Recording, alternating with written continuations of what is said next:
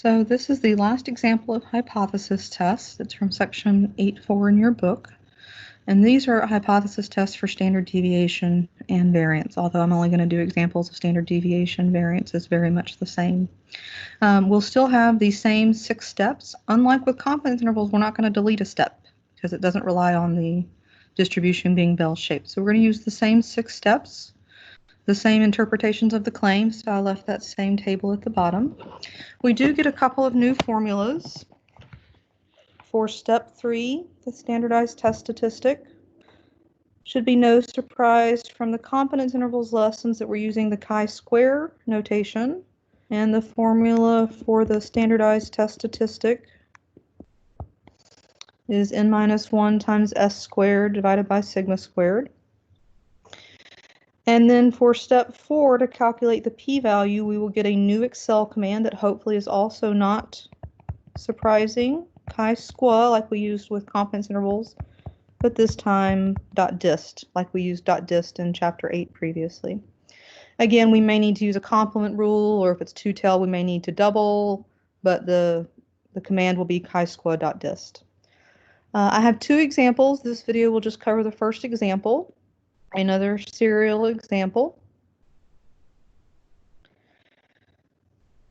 It talks about significance, so we know this is a hypothesis test question.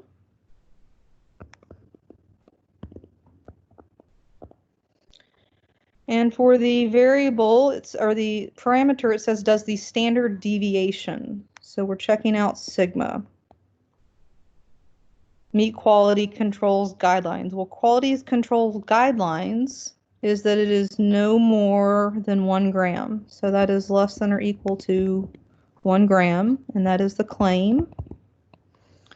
So then the alternative would be more than 1 gram. My picture would no longer be bell-shaped because it's the chi-square distribution. It's that right skew distribution. Since it is greater than in the alternative, it will be right-tailed. And we'll label this chi-squared. For our standardized test statistic, we have our new formula.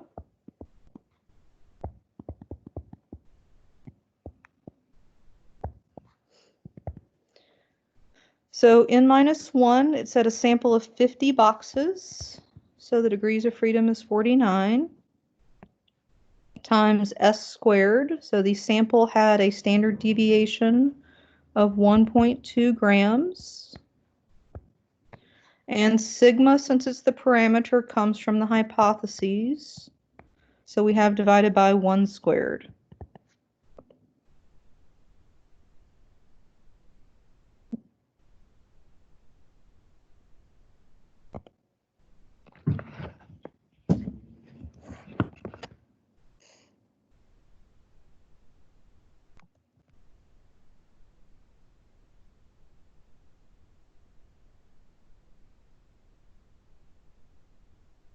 We get 70.56.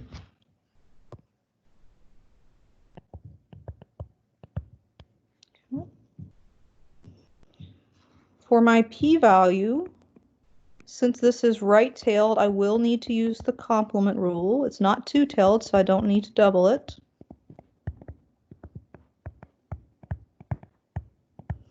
And Excel will ask you for the degrees of freedom, which is again 49.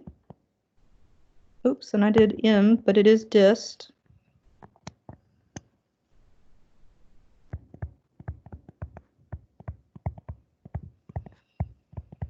And since it's a dist, we have to tell it true.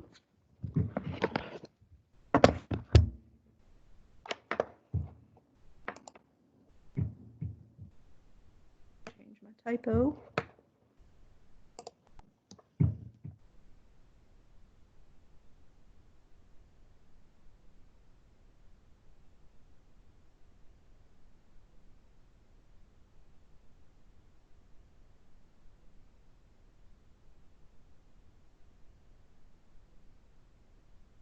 And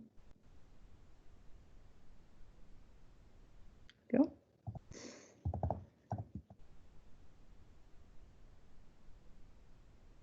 and we get 0.0235.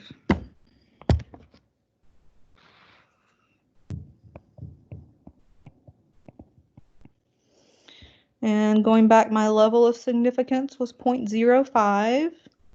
0.0235 is definitely less than that. So we should reject the null.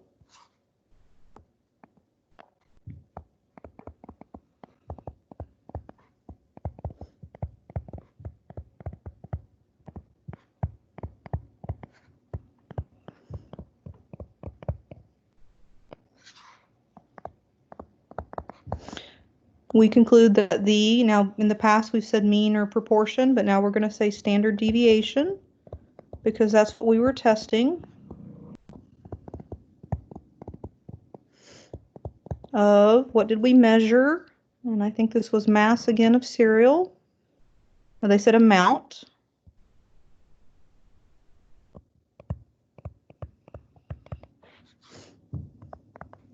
Then the all statement of all boxes.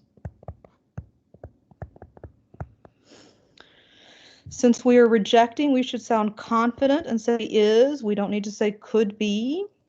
And when we reject the null, we're saying the alternative is true, so we're saying it is more than 1 gram.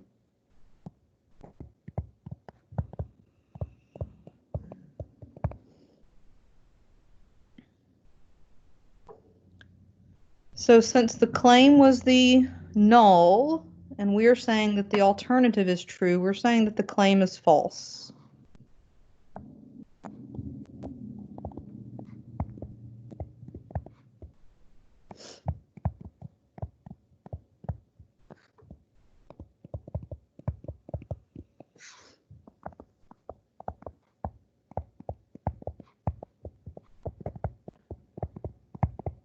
Or if you prefer, not true. So hopefully you see that you're going through those 6 steps very much like you did before. You get step 3, you get a new formula, and in step 4, you get a new Excel command. But everything else is really staying the same. One reason why I like this example is to point out that this is actually very real life. In many quality control situations, a small standard deviation is desired. You want to show that in this case, cereal is all coming out to be approximately the same amount.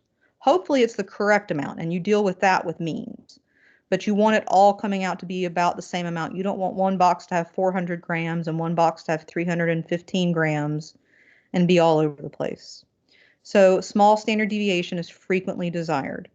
The other example I have shows another type of standard deviation that is desired in the real world, and you can look for that in the next video. As always, if you have questions, please ask your instructor.